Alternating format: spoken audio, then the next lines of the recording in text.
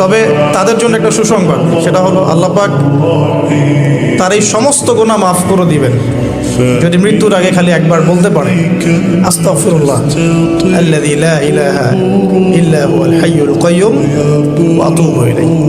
আল্লাহ পাক সমস্ত গুনাহ মাফ করার জন্য প্রস্তুত আছেন। কম্পিউটারের দোকানে গেলে প্রিন্টিং করি না, A4 সাইজের কাগজ আছে না, সাদা কাগজ যদি আপনাকে দেয়া হয় A4 সাইজের সাদা কাগজ দিয়ে যদি বলা হয় যেটা টেবিলের উপর রাখেন, আপনি কাগজগুলো রাখতে শুরু করবেন। কাগজের স্তূপ উঁচু হতে হতে হতে হতে আকাশ ছাড়িয়ে বাতাস ছাড়িয়ে মহাকাশ স্টেশন ছাড়িয়ে প্রথম আকাশের যত দূর বিজ্ঞান যেতে পেরেছে, কাগজের স্তূপ এরকম উঁচু হতেই থাকবে, তারপরেও অনেক কাগজ আপনার হাতে থেকে যাবে। তার মানে কি পরিমাণে নিউরন কানেক্টিভিটি আমাদের ব্রেনে সম্ভব।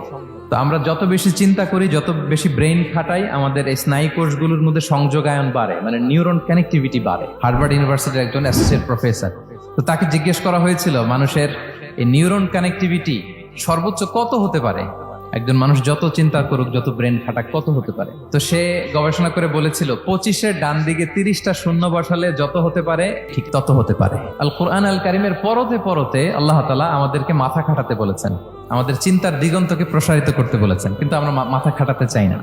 নবীদের বৈশিষ্ট্য হচ্ছে নবীরা যেখানে মারা যায় ওখানেই কবর দিতে হয়। বিষ্ণু ইসলাম মারা গিয়েছিলেন আম্মাজান আয়েশা রাদিয়াল্লাহু তাআলার ঘরে, ফলে ওখানেই বিষ্ণু ইসলামের কবর হয়েছে। ওই কবর দেওয়া ঘরের ভেতরে আম্মাজান আয়েশা রাদিয়াল্লাহু তাআলা যতদিন বেঁচে ছিলেন ওখানেই ছিলেন, কবরের পাশে। আমরা যখন নবী সাল্লাল্লাহু আলাইহি ওয়াসাল্লামকে সালাম দেই, দুরূদ পাঠ করি, বিষ্ণু ইসলাম কবর থেকে ওই সালামের উত্তর দেন। আল্লাহ তাআলা ওনার রূহটাকে ফিরিয়ে দেন। কোনো মাটি কোনো নবীর দেহকে টাচ করতে পারে না, নষ্ট করতে পারে না। নবীরা কবরে জীবিত, সেখানে সালাত আদায় করে, তাদেরকে স্পেশাল রিজিক দেয়া হয়। এরপরে বাবা মারা গেলেন আবু বকর, বিষ্ণু ইসলামের পাশে কবর দেয়া হলো, বাবা আর স্বামীর পাশেই থাকলেন। এরপর ওমরে ফারুক মারা গেলেন, ওনারও কবর দেয়া হলো। কিন্তু এখন তো আর বাবা আর স্বামীর সাথে পর্দা নাই, ওমরে ফারুকের সাথে তো পর্দা আছে। তো তখন তিনি ঘরটা হয়ে গেছে ছোট, 3টা কবরে অনেক জায়গা স্পেস নিয়ে গেছে, এখন অল্প একটু জায়গা পর্দা টাঙাই দিলেন ওমরে ফারুকের সাথে পর্দা হিসেবে, ছোট্ট একটা জায়গায় যতদিন বেঁচে ছিলেন ওখানটাতেই ছিলেন। আপনি জানেন একটা ধর্ম চেঞ্জ করা, একটা ফেইথ চেঞ্জ করা, এটা কত বড় সিদ্ধান্ত। এই যে কিছুদিন আগে আমেরিকান এক পপ স্টার কালেমা পড়ছে না, বাপদাদার ধর্ম, বয়স 30-40, এতদিন যে ধর্ম মানলাম এটাকে চেঞ্জ করে নতুন ধর্মে কনভার্ট হয়, এটা কত বড় সিদ্ধান্ত। Could you imagine that? নিজের সাথে নিজের অনেক বোঝাপড়া করতে হয়, তারাই ক্রিটিক্যাল থিঙ্কিং করে। এবং বিষ্ণু ঈসা ইসলাম উনি নবী হওয়ার আগেও তিনি হেরা গুহায় চলে যেতেন, কাবা থেকে 6 কিলোমিটার উত্তরে 634 মিটার উঁচু জাবালে নূরের উপরে একটা কেইভ আছে, গুহা, এটার নাম হচ্ছে গারে হেরা।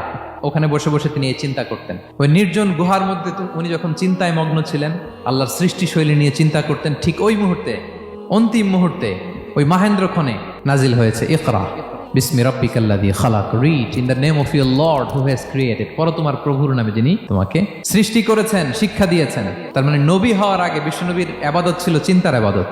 ইসলামের সূচনা হয়েছিল, এটা বলা যায় ফাইনালি যে ইসলামের সূচনা হয়েছিল এই চিন্তার ইবাদতের মধ্য দিয়ে। আমরা যেন চিন্তা করি। 10 লক্ষ মুসলমানদেরকে কচুকাটা করে গণহত্যা করেছে, জানেন? যেই দিন বাগদাদে গণহত্যা চলে ওই দিনও বাগদাদে বাহাস চলতেছিল। কিসের বাহাস জানেন? মেসওয়াক, ডান মারি থেকে করা সুন্নাহ, এটা আমরা জানি। এখন কি উপরের মারি না নিচের মারি? আপনারা হালাকু খানের নাম শুনেছেন? মঙ্গল অধিপতি হালাকু খান বাগদাদের আমাদের বিশাল দারুল হিকমা লাইব্রেরিকে ধ্বংস করেছে। আমাদের সভ্যতা সূতিকাগারের কেন্দ্রবিন্দু ছিল বাগদাদ। সে দারুল হিকমা লাইব্রেরি জ্বালিয়ে পুড়িয়ে এই সব দামি দামি বইগুলো, আমাদের দামি দামি ঐতিহাসিক তুরাসি ক্লাসিক বইগুলোকে দজলা নদীতে ফেলেছে। পুরা দজলা নদী কালো হয়ে গিয়েছে। 10 লক্ষ মুসলমানকে গণহত্যা চালিয়ে এই রক্তের বন্যা যখন দজলা নদীর পানিতে মিশে গিয়েছে, দজলা নদীর পানি লাল হয়ে গিয়েছে। বিশ্ব যখন এগিয়ে চলেছে, আমরা তখন বসে বিবি তালাকের ফতুয়া খুঁজেছি কোরআন হাদিস চষে।